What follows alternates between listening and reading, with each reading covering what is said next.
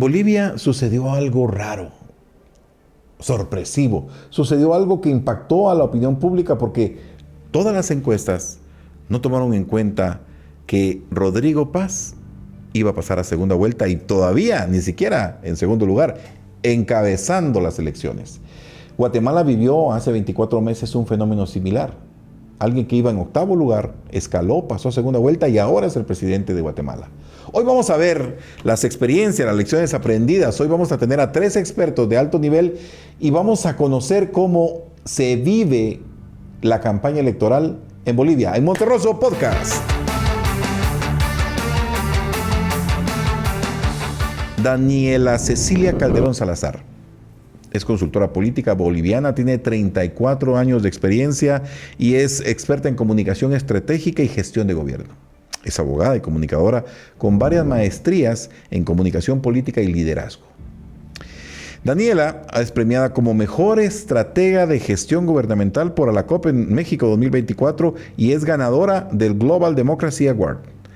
Destacada por impulsar el empoderamiento femenino y campañas con enfoque de género, siendo referente en liderazgo político femenino en toda Latinoamérica. Ella es una de nuestras invitadas. Además está Camilo Severino, que es consultor en comunicación política con más de 10 años de experiencia en campañas electorales en varios países de Latinoamérica.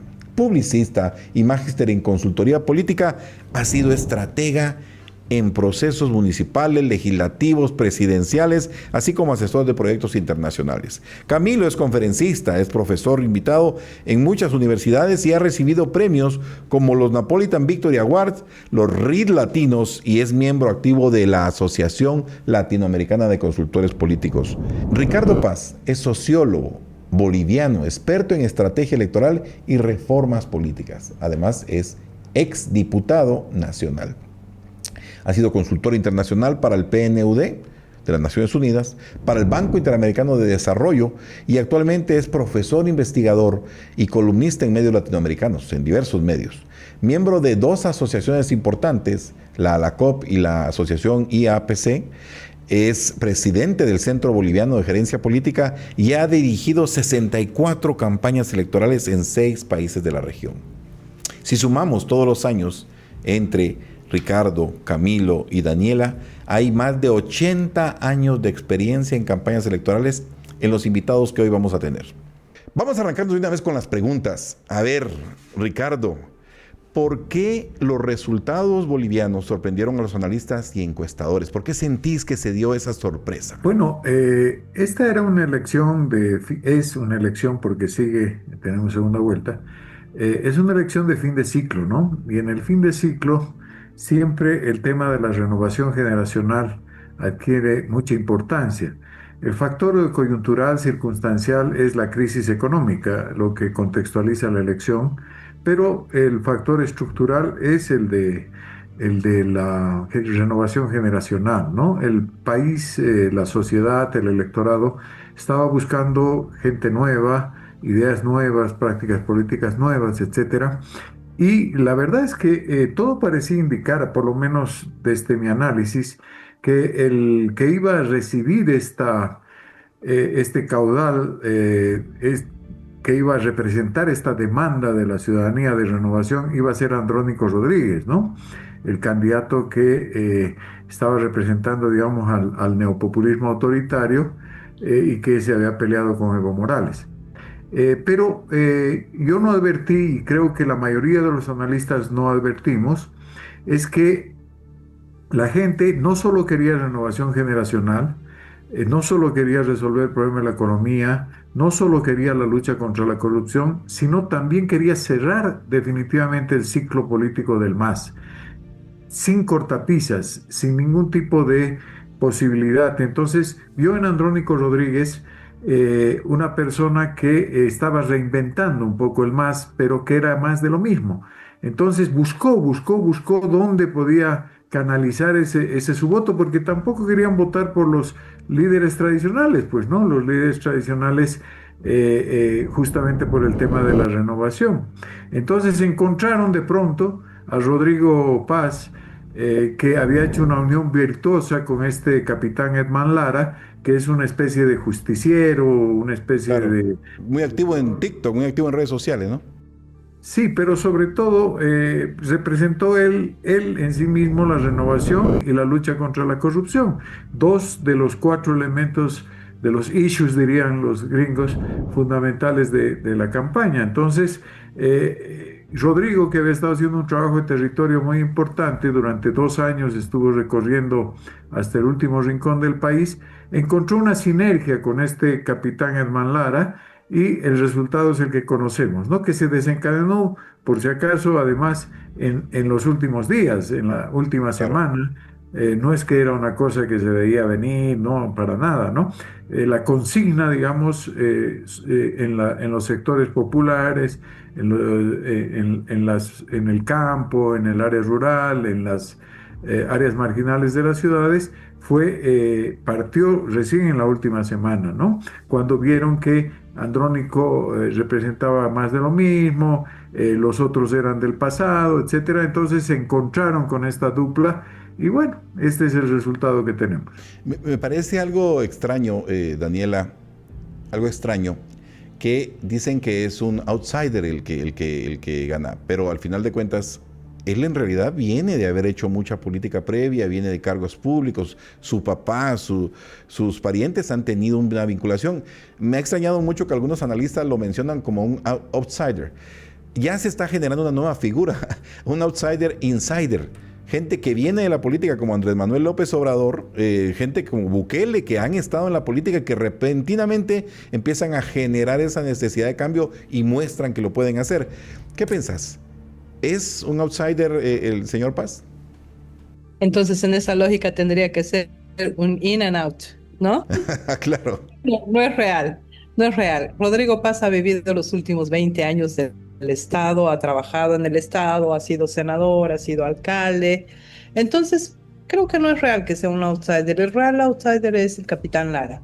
correcto. Capitán Lara es el hallazgo que la gente busca, como decía Ricardo, el buscador de la verdad, el liberador.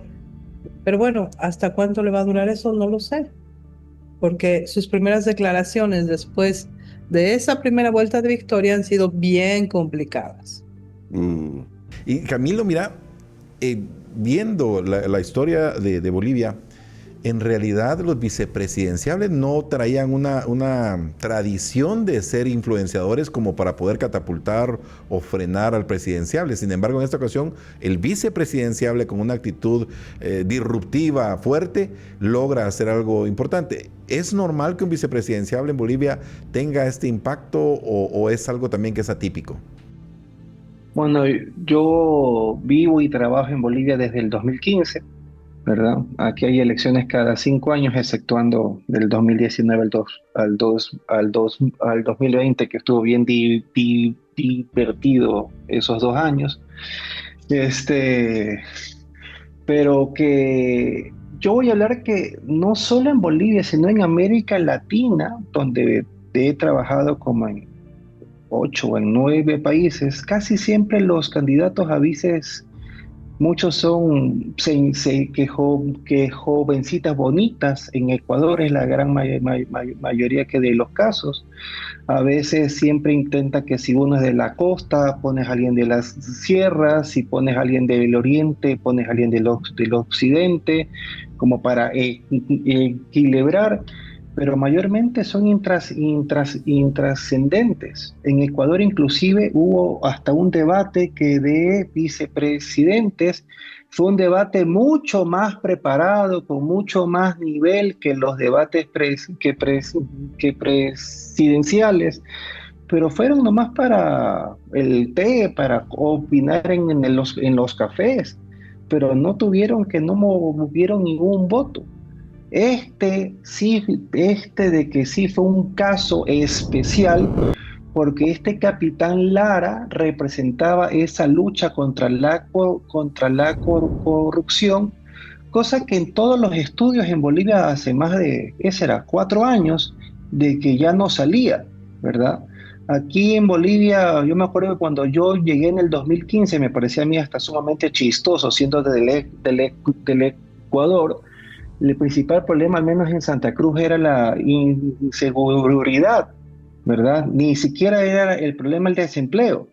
Ahora está la falta de la economía, el alza de lo que son los precios, pero la corrupción siempre está y está en un primer lugar siempre, Correcto. porque los culpables son los políticos que ahí son corruptos.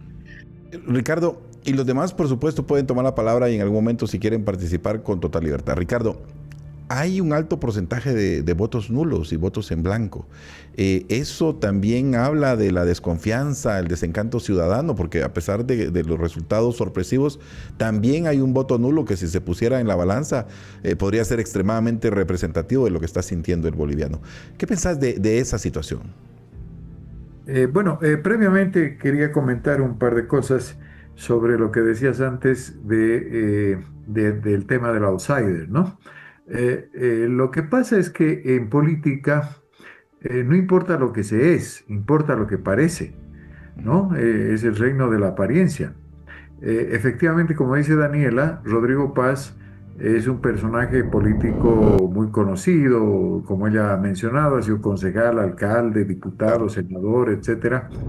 Pero al haberse unido, al haber logrado esta sinergia con el capitán Herman Lara, la gente de pronto lo vio como la renovación. Entonces, más allá de lo que sea, lo que importa es lo que parece. Y parece ahora el símbolo del cambio, la dupla Rodrigo Paz Lara, ¿no? Respecto del rol del vicepresidente del que hablabas, en Bolivia hay un par de antecedentes interesantes, ¿no? Uno, el de el propio Jorge Quiroga, Tuto Quiroga, que fue el candidato a vicepresidente del general Banzer en 1997, cuando el general Banzer logró finalmente ser ungido presidente democrático, ¿no? Después de haber sido dictador mediante un golpe de Estado durante 7 años, entre 1971 y 1978. Intentó varias veces Banzer, pero finalmente fue el 97, en gran medida, desde mi punto de vista, gracias al acompañamiento de este joven tecnócrata en ese momento, que era Jorge Tuto Quiroga, ¿no? Ahí el vicepresidente jugó un rol importante. Y el segundo caso, sin duda alguna, es el del 2002 con Carlos Mesa, que le dio a Gonzalo Sánchez de Lozada. Claro. Después Carlos Mesa también fue presidente. Carlos Mesa fue el factor fundamental, central, que legitimó y habilitó una candidatura de Sánchez Lozada que estaba muy venida a menos. O sea que antecedentes del rol importante del candidato a vicepresidente existen. Respecto a los votos nulos, los blancos han estado dentro del histórico. Siempre en Bolivia los votos blancos están alrededor de 4 o 5%, y eso se ha repetido en la elección del domingo. Los nulos se han incrementado, los nulos históricamente siempre han estado entre el 2 y el 3%, se han incrementado hasta el 20%, producto de la convocatoria de Evo Morales. Evo Morales convocó al voto nulo y lo que provocó fue que su ex pupilo, su ex hijo político, Andrónico Rodríguez, se quede sin posibilidades de crecer. Andrónico sacó finalmente 8%, ¿no? Si hubiera tenido ese 20% de Evo Morales, hubiera pasado a la segunda vuelta. No quiero dejar este espacio un segundo. Ayer en la COP, en la Asociación Latinoamericana de Consultores Políticos, se hablaba de algo. Evo Morales necesita un antagonista opositor, se decía, que a él le convenía, y había un debate entre los colegas si a Evo le convenía que llegara un gobierno al que se le pudiera oponer para asumir nuevamente la narrativa la figura de héroe. ¿Eso es cierto? Bueno, lo que yo creo es que Evo Morales está jugando ya a una estrategia antidemocrática. No, él ya no está en la democracia, él no tiene opciones dentro de la democracia y está jugando a la insurrección. Llamó al voto nulo para deslegitimar la elección, y ahora, por supuesto, sea cual fuera el gobierno, sea Tuto, sea Rodrigo, él va a intentar derrocar ese gobierno, pues ya por la vía de la insurrección, o sea, no por la vía democrática, ¿no? Ese es el plan, esa es la estrategia. Que lo pueda hacer, yo creo que es medio difícil. Ayer, Daniela, decían que lo que quedaba ahora es que Evo Morales fuera y encarara la justicia. Que lo iban a meter preso, decían ayer. ¿Esto es posible o él realmente tiene todavía el muñequeo político para no ser perseguido y apresado? Bueno, a ver, yo voy a recoger aquí unas palabras de Jorge Rechter, ¿no? Evo, de la única forma que puede estar tranquilo es extraditado. De lo contrario, en una cárcel boliviana, pues esa cárcel va a ser altamente visitada. En el Chapare encerrado, el Chapare va a seguir siendo un lugar de conflicto, pese a que hace un ratito me han mandado las actas de un lugar del Chapare y que el voto nulo no ha ganado en el Chapare. De 189.142 votos nulos, solo 79.948 han sido nulos y 105.588 han sido válidos. Eso significa que, de veras, ¿cuánto? A ver, dos opciones. ¿Cuánto está manejando, capitalizando Evo Morales dentro de su bastión? ¿O cuál era el mandato finalmente? Claro, claro. A ver, Camilo, 3 claves. Ya hemos hablado de que por primera vez un vicepresidenciable tiene un poder de influencia. Ya vimos que por primera vez como que las juventudes, la necesidad de transformación, de cambio se hizo presente. 3 claves. Si vos tuvieras que apuntar 3 claves, vos has trabajado en Guatemala para los guatemaltecos. Y les quiero dar un referente. En Guatemala, la elección pasada, el que hoy es presidente, en las encuestas, todavía a 2 semanas antes, aparecía en 8º lugar. Y hoy es presidente de Guatemala. Y eso también llama a la reflexión de cómo paulatinamente en los países latinoamericanos se vienen sorpresas y podemos o no dudar de las encuestas, pero 3 lecciones, Camilo, de lo que pasó en Bolivia recientemente. Primero creo que lo que Ricardo dice, ¿verdad? Hay que entender el tema de la economía como tal, ¿verdad? El que sepa dar las garantías y entender el tema de la economía va a tener una ventaja ahí. 2, a mí me da risa cuando hablan de que Bolivia quiere en este momento derecha. Siendo ahorita simple matemática. Ya, pongamos de que los 20% que dé voto nulo, de ese 20%, 5 son en verdad gente que estaba cansado, ¿verdad? Y pongámosle 15% de un voto duro de Evo que votó nulo. Son 15. ¿Cuántos puntos sacó Andrónico? 8, ¿no? 15 más 8 son 23. ¿Cuánto sacó Castillo? 3, ¿no? De 23 ya tenemos 26. ¿Cuántos votos de izquierda de los 31 puntos que sacó que Rodrigo Paz, que ahí serán? 15, 20, ¿verdad? Estamos hablando, así, con simple matemática estamos hablando de más de 40 y pico de puntos, ¿verdad?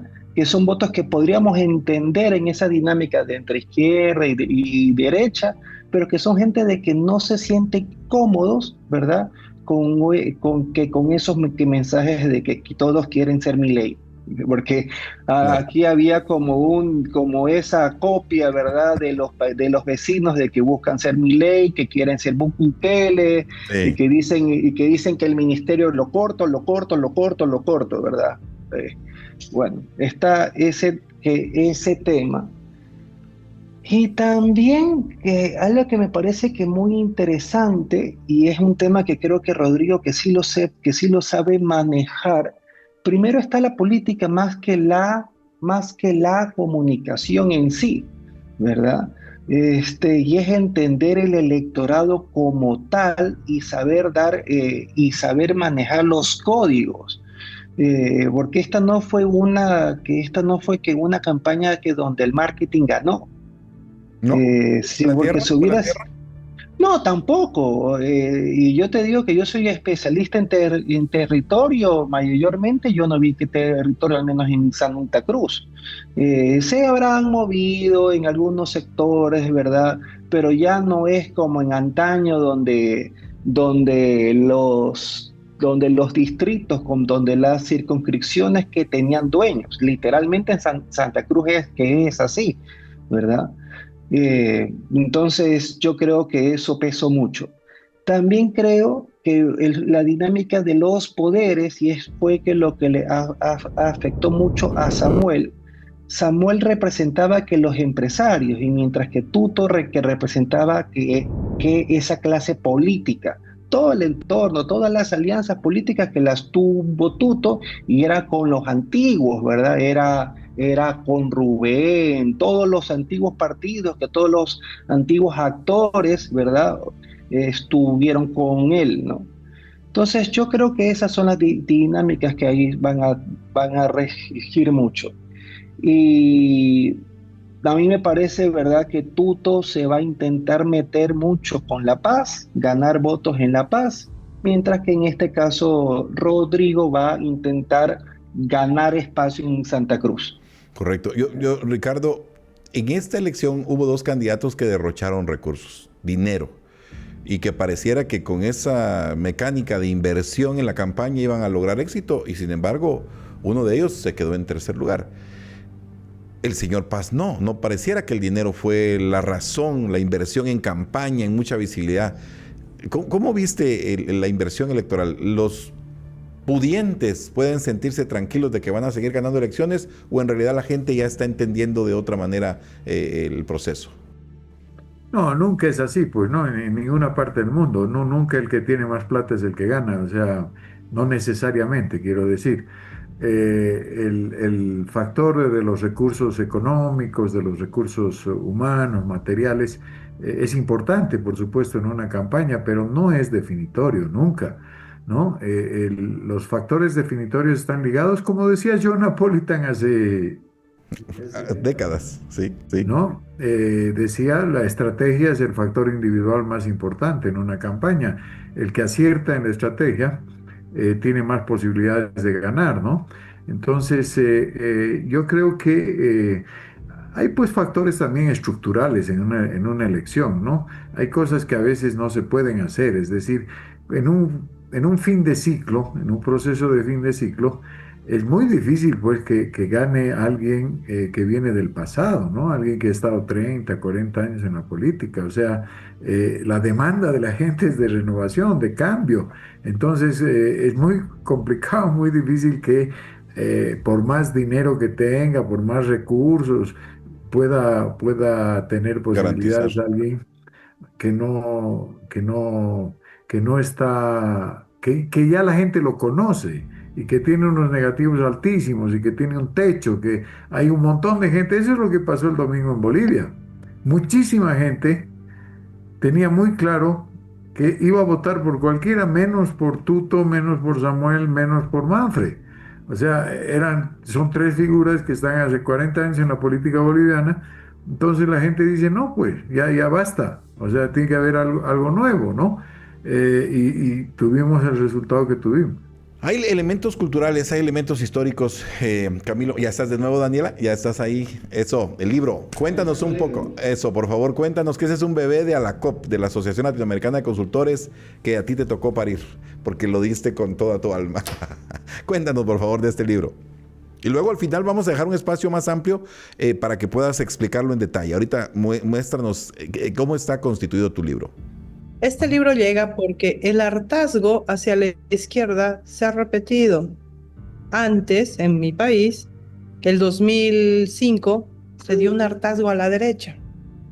La izquierda gobernó 20 años y el hartazgo ahora va para la izquierda. Entonces es un proceso de los puntos de decadencia de la fractura del MAS. Es la construcción de una espiral retórica con base a la línea discursiva de Arce y de Evo Morales, que han llevado a la debacle del MAS. Es una herramienta que te sirve para hacer un análisis prospectivo, para visibilizar conflictos. Pero volviendo al tema nuestro en Bolivia, claro que la gente estaba harta de 20 años de un pseudo socialismo versus una derecha bien enclenque, ¿no? Y entonces, ¿qué tocaba? ¿Qué era lo menos peor? Allá apareció el capitán Lara, Claro. o Rodrigo, porque hubiera ganado en Tarija entonces.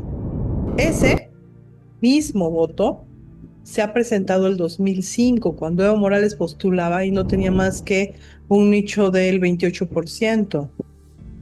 Y el MAS no ha sabido capitalizar esas clases medias emergentes que ahora están hartas con la izquierda y han decidido votar a alguien que les resultaba menos conflictivo, menos peligroso. Claro. Es la primera lectura en lo que he Ajá. podido conversar con la gente.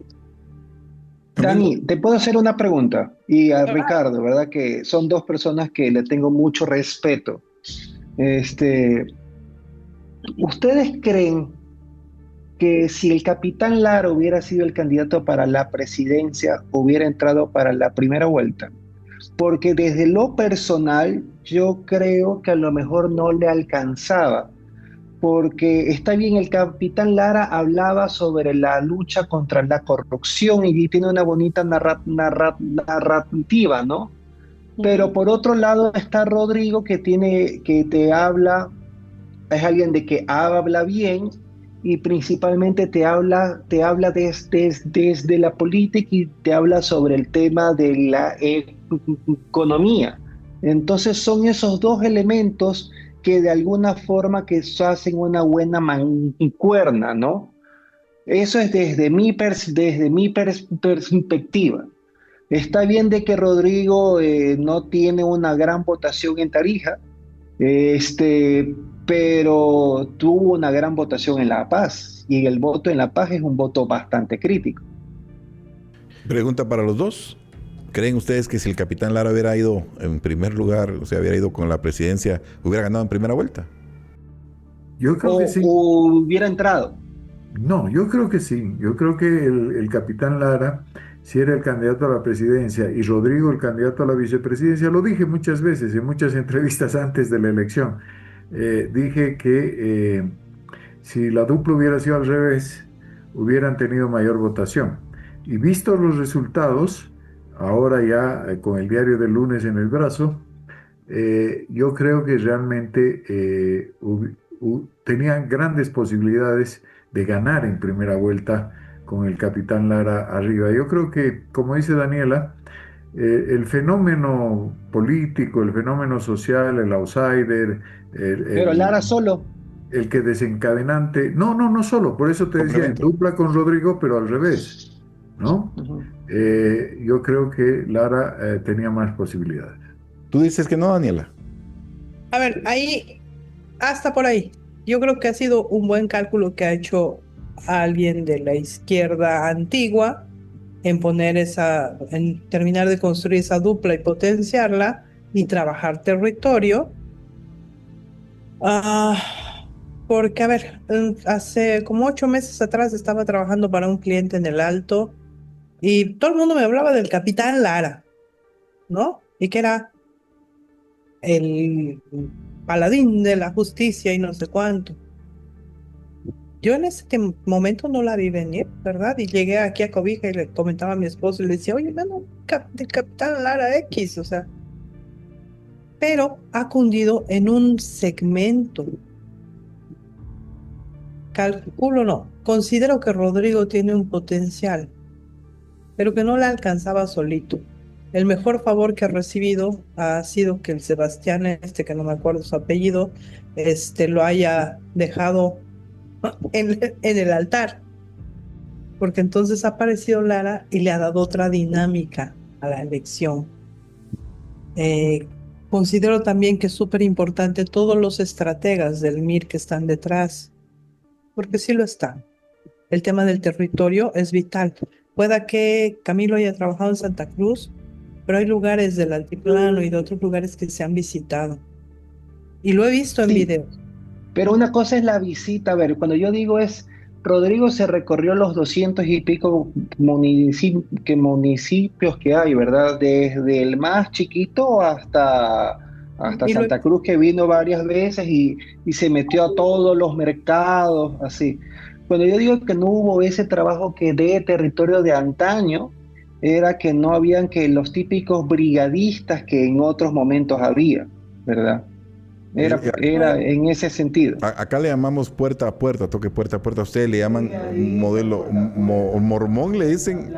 ¿Qué plan mormón? Una vez aquí me lo nombraron como plan mormón. No sé, Claro. puede pero que no haya salido eso.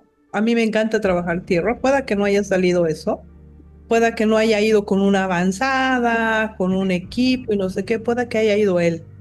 Pero esa era una ventaja superior. ¿Por qué?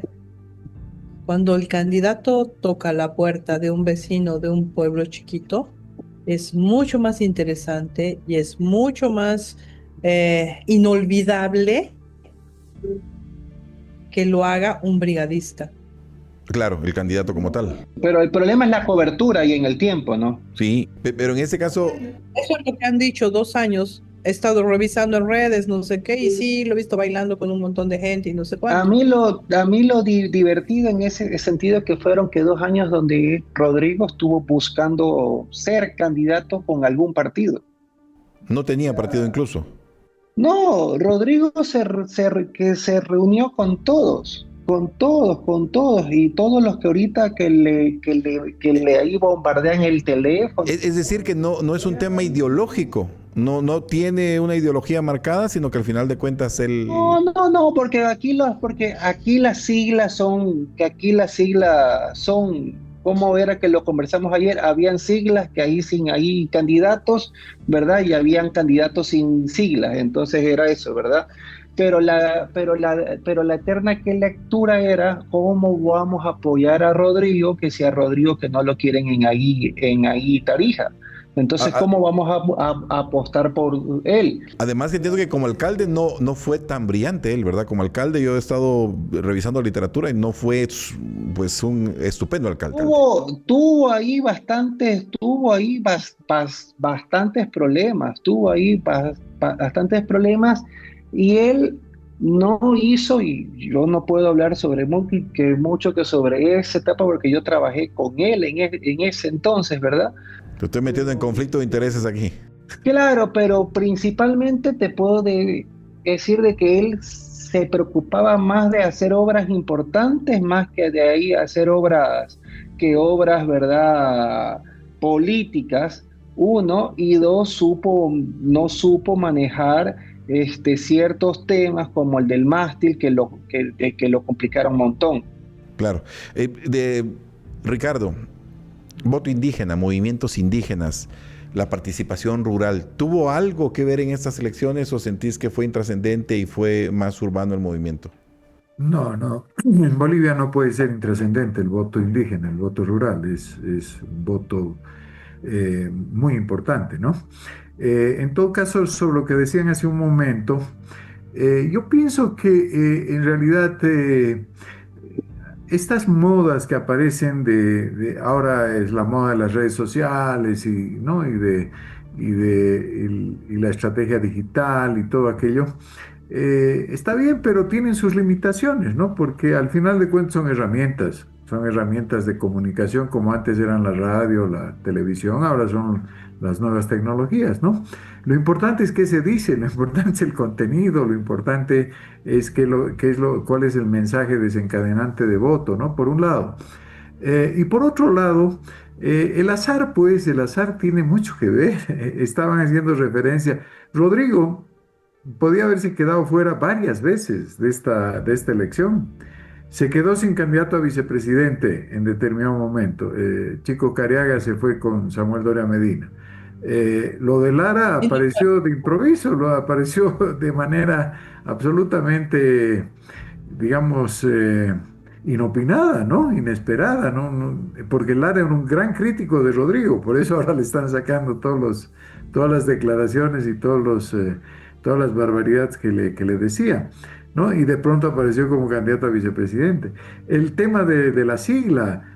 en varias oportunidades estuvo a punto de quedarse sin sigla. El propio PDC estaba en una disputa ahí por quién era el titular de la sigla y en una votación 4-3 en el Tribunal Supremo Electoral le dieron la sigla a la persona que estaba con Rodrigo. Podía haber sido a la inversa perfectamente y Rodrigo se quedaba sin sigla. Bueno, hay muchos de estos factores que tienen que ver siempre, no solo en las elecciones, en la vida misma, ¿no? Nosotros creo que sabemos que el azar domina nuestras vidas, ¿no? Si no hubiera ido a esa fiesta, no hubiera conocido a la mujer que ahora es mi esposa y no hubiera tenido los hijos Claro. que tengo, etcétera, etcétera, ¿no? Entonces, así funcionan las cosas. Como suelen decir en el argot popular, se le alinearon las estrellas, ¿no es cierto? Se le alineó todo para que tengamos este resultado. ¿Hay algún aprendizaje, Ricardo, que quede para Latinoamérica o en realidad esto es, desde tu perspectiva, incidental? ¿Hay algo que se pueda extrapolar a otros países vecinos? Porque, por ejemplo, acá lo que sucede en un país en ocasiones se emula en el vecino. ¿Vos cómo lo ves? Es la ratificación de principios de la comunicación política que, como te decía, ya los había establecido iba a decir Ram Murphy, no, nuestro querido Joe Napolitan, ¿no? Por ejemplo, este tema de que todas las elecciones se parecen, pero todas las elecciones son diferentes. O sea, hay que entender que cada elección tiene pues sus particularidades, sus características que no sirven los manuales, que no sirven los modelos, que no... Está bien, son una referencia, pero siempre hay que estudiar muy bien el terreno. Decías tú hace rato el voto rural, por ejemplo, en Bolivia o en Guatemala, es fundamental, pues el voto indígena, el voto rural. El que no entienda eso no entiende la Guatemala profunda o la Bolivia profunda. Entonces, cosa que no sucede en otros lugares, ¿no es cierto? En otros países. Entonces, hay que ver la particularidad, hay que ver cuáles son y cuál es el contexto, cuál es el momento. Y la verdad es que a veces las cosas, como en la elección nuestra, mira, si la elección era el 10 de agosto y no el 17 de agosto, Rodrigo salía cuarto o quinto. O sea, fue la última 7 días. semana 7 que se, días. que se desencadenó. Esa es la realidad. Y quién sabe si duraba, si no era el 17, ¿no es cierto? Si no era el 24, ¿no? La elección, de repente cambiaba también todo. Dos declaraciones del capitán Lara te pueden tirar toda una campaña para abajo, ¿no? O sea, es una cosa de locos esto, ¿no? Así que todo es muy frágil, ¿no? Todo, en la época en que vivimos, en la civilización del espectáculo en la que estamos, como decía Marx hace casi ya 200 años también, decía, todo lo sólido se desvanece en el aire, ¿no? Todo es inasible, ¿no? Todo es difícil de entender. En ese mar proceloso es que nadamos los estrategas, los consultores, y tenemos que tener una gran capacidad de adaptación. Claro, estos últimos días, 7 días también pasaron una factura en Guatemala con la elección pasada y en la elección anterior, que yo también trabajé en una presidenciable, decían, si tu candidato hubiera tenido una semana más de campaña, hubiera pasado a segunda vuelta. Es decir, hoy día nosotros los estrategas tenemos que estar bien claros en que 8, 10 días, 15 días cercanos a la elección son vitales. ¿Cómo viste, Daniela, esos 7, esos 10 días últimos, en dónde, según tu criterio, se dio ese cambio? A ver, hay que ser bien honestos y esto no se vio venir. Quien te Ujú. diga lo contrario es como el trabajo que estoy terminando de hacer ahora de control electoral, ¿no? No, no te entrego el acta porque yo he trabajado para el capitán Lara, o sea, ¿entiendes? Sí. Entonces, no se vio venir. Lo que no hemos sabido medir y aprender de la historia es, este pueblo es tan sabio que ha tumbado dos gobiernos, uno de izquierda y uno de derecha. El 2003 tumbó a Boni, el 2019 tumbó a Evo Morales. Claro. El 2005 ungió a Evo Morales después del hartazgo contra el neoliberalismo y hoy tumba a la izquierda supuesta o al MAS por el hartazgo y la corrupción, y ese voto desemboca en quien cree que es el menos peligroso, No iban a votar por Tuto, no iban a votar por Doria, por todos los rollos que han tenido ellos y los odios y los insultos. Y de verdad la gente estaba cansada de eso. Ayer el Camilo decía, y perdón que diga el Camilo porque soy bien colla, ayer el Camilo decía, los bolivianos creen las fake news. Realmente, aquí decimos bien ricos changos son los bolivianos, ¿no? Mucha gente ha votado porque decía, era injusto, nadie lo ha dejado participar en el debate, no está bien, por eso he votado por él. Sí, Entonces, se han jugado con muchos sentimientos y han confluido muchos sentimientos para construir ese voto. Ha sido exactamente lo mismo que el 2005. El 2005 decían, a ver, ya de indígena, que ha bloqueado tanto, le daremos la opción a ver qué hace. Ya por último, hay que darle el poder para que sea. Y entonces había un voto, una mezcla de votos, ¿no? Un voto que daba el apoyo, un voto castigo, un voto embute y un voto de esperanza. Yo creo que se ha repetido y que los nichos proyectados a partir del crecimiento poblacional se han mantenido, ¿no? Ayer decía yo, Tuto tenía el 28% el 2005, hoy tiene el 27%. Ok, éramos 3 millones de votantes y ahora son 7 millones de votantes, listo, pero sigue siendo el mismo porcentaje. Proyecciones. Ese voto volátil de clases medias emergentes se ha mantenido y ese ha sido el que le ha dado el apoyo porque creía que era o el menos peligroso o el pobrecito porque nadie le ha dado bola o iremos por aquí porque parece menos peligroso o por último este es bien nuevo. Creo yo particularmente que son esos votos. correcto. ¿Qué crees vos, Camilo? Modestia aparte en este caso, siendo muy honesto, yo trabajé en la campaña que de Luisa González en Ecuador. Era el 8 de abril, la noche del 8 de abril al 9 de abril, las elecciones fueron el 9. Ese sábado yo me acosté pensando de que ganaba. Perdimos y fatal, ¿verdad? Totalmente. Estuve en Guatemala, ¿verdad? Y esa fue una verdadera sorpresa. En este caso, yo me acuerdo que yo tuve una conversación con Rodrigo en junio, en los primeros días que de ahí junio. Y uno cuando conoce como que sus caballos, sabe en dónde son fuertes y sabe que dónde son débiles, ¿verdad? Y entendiendo un poco el electorado aquí. Yo me acuerdo mucho de la elección de Santa Cruz de la Sierra para alcalde. Me acuerdo de que el debate de Gary Áñez, ese primer debate, lo eleva que montón, de ser que una campaña de que era ya entre dos, el tipo surge, ¿verdad? Y es un tipo que dicen de que ganó la elección, si eso es lo que se lo robaron, pero fue gracias al debate. En ese caso sí creo que ese debate influyó mucho. Entonces, conversando que con Rodrigo, le dije, yo tengo esperanza, ¿verdad? De que cuando salen en los debates, conociendo, habiendo trabajado con varios políticos y conociendo diversos actores, de que tú hagas un excelente debate. Yo no digo de que hubieron como 10 debates, 12 debates, 15 debates y al hombre creo que solo lo invitaron a uno o a dos, o habían 12 y lo invitaron en uno. Dos. Y en el segundo que lo iban a invitar, ese debate que no se hizo. Así, ¿verdad? Es más, cuando no hicieron el último debate, yo dije, puchicas, aquí sí ya me lo han golpeado.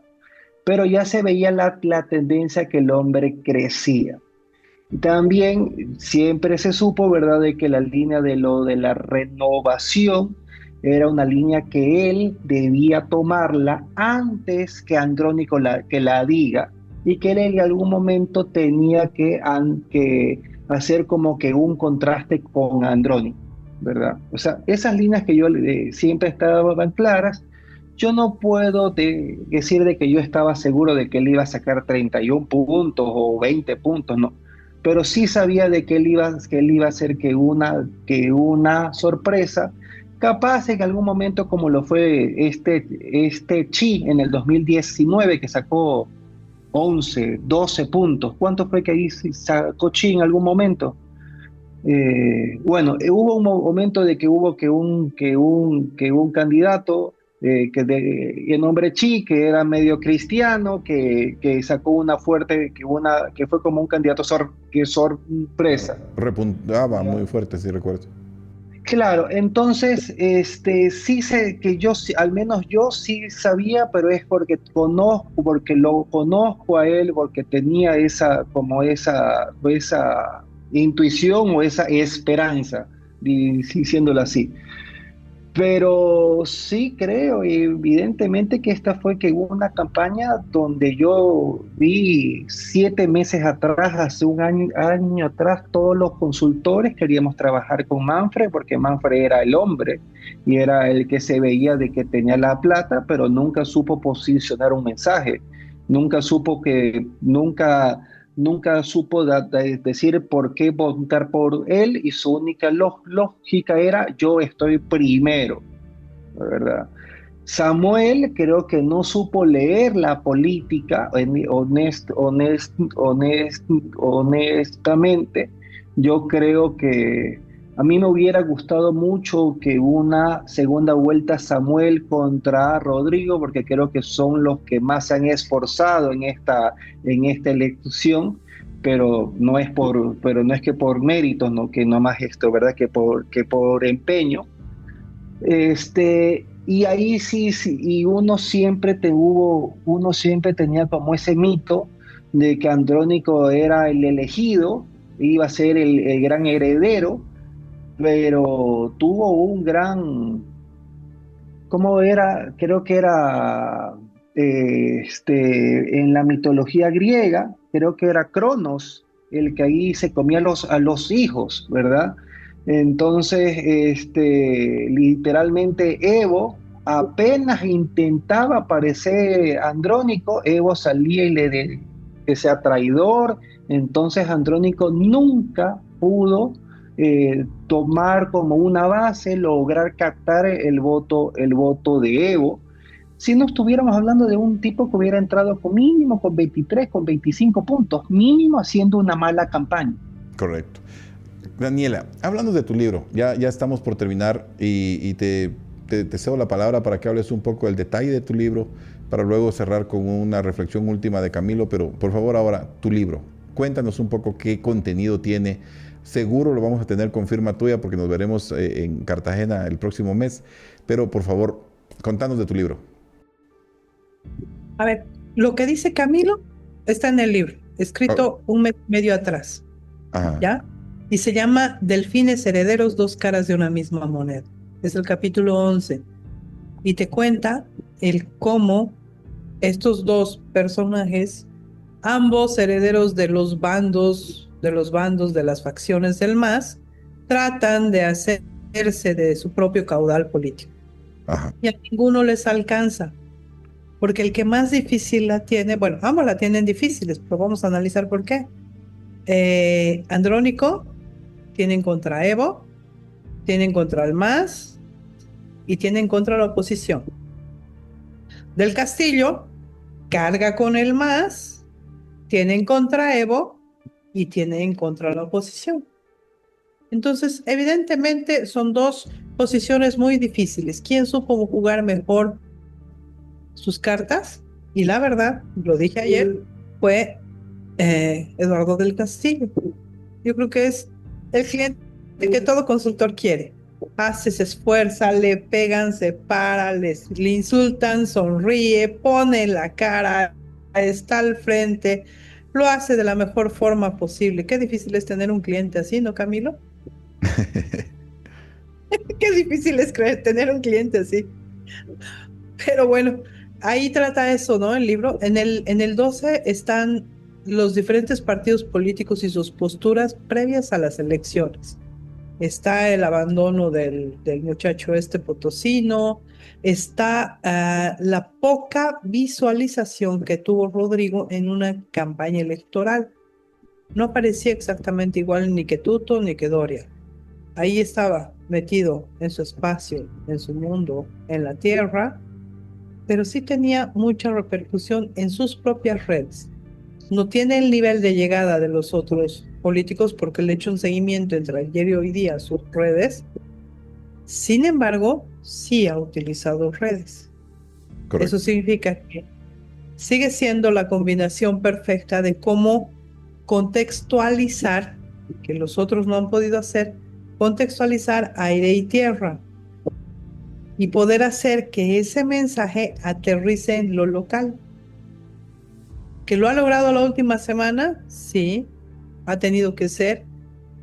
Aquí donde estoy en la Amazonía, la primera acta que me ha llegado al mediodía, era de eh, Genechequía, un lugar indígena, y el PDC ganaba. Wow. Entonces, si tenía así varias comunidades chiquitas y el PDC ganaba, yo sé qué raro, ¿qué será? De inicio, ¿qué será? Se los juro, ¿qué será? Y entonces he empezado a hurgar las redes y ver qué hacían y no sé qué. Y salía el Rodrigo y decía, he estado andando por no sé qué, 200 municipios, tic, con las disculpas de Camilo, porque lo conozco. Es don Oscar Eid. ¿Quién mejor se conoce el país que don Oscar Eid? No lo sé, si será, si no será. Pero bueno, he tenido el honor de poder trabajar alguna vez con él y él tiene la inteligencia territorial, la inteligencia de estrategia territorial, que nosotros tal vez la manejamos por sistema. Él la tiene en piel, él la tiene en conocimiento. Entonces creo que han jugado muchos factores, el hartazgo, la territorialidad, una campaña que era orgánica por encima de pagada, ¿no? O sea, no había pagos, no he visto yo publicidad pagada, no es que abrías un correo o un mail y te salía este espacio del Manfred o este espacio del Tuto o este espacio del Doria que los odiabas, ya odiaba yo escuchar todo eso. O sea, nunca nadie a ellos les ha dicho, hay algo que se llama saturación, y es que no puedes invadir el espacio de tu lector al extremo que logres la molestia. No había eso. Correcto. Sí Muy tenían bien. un cautivo. Bueno, Daniela, bueno, querido Camilo, ya tenemos que cerrar. Y efectivamente, Crono se comía a sus hijos porque la mitología dice que la profecía le avisoraba que uno de sus hijos lo iba a destronar. Camilo, tu última intervención breve para que cerremos hoy el podcast con tu intervención, y agradezco a los tres invitados de hoy porque yo sé que es gente muy ocupada, además que está en plena campaña para segunda vuelta, viendo cómo están las situaciones, midiendo escenarios, teniendo distintas entrevistas, y les agradezco muchísimo porque todo lo que pasó en Bolivia es aprendizaje para Guatemala, es aprendizaje para Centroamérica, y ustedes han llevado campañas acá y seguro van a regresar a estas tierras. Tu cierre, Camilo, así cortito y al grano. Para mí lo más importante de estas elecciones bolivianas es que se cumple lo que todos los consultores que siempre decimos en todas las cumbres, en todos los eventos, y que a veces que parecemos como una grabadora que siempre aplastas play, y a veces uno dice, puchica, pero todo lo que digo era cierto, pero esto creo de que sí se lo ratificó.